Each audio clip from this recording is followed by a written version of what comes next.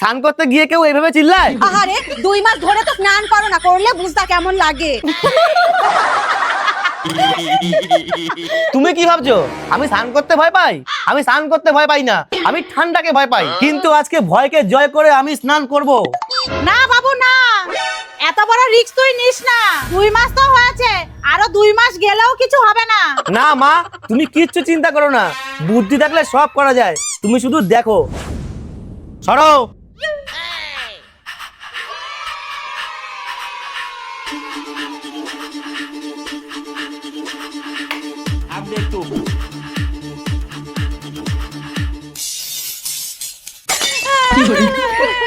और अभी तो रुको, क्लाइमैक्स अभी बाकी है। এটা কেন করলা তুমি?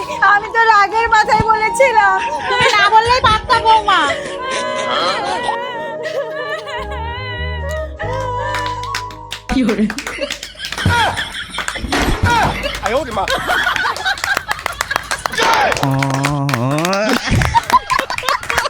भगवान।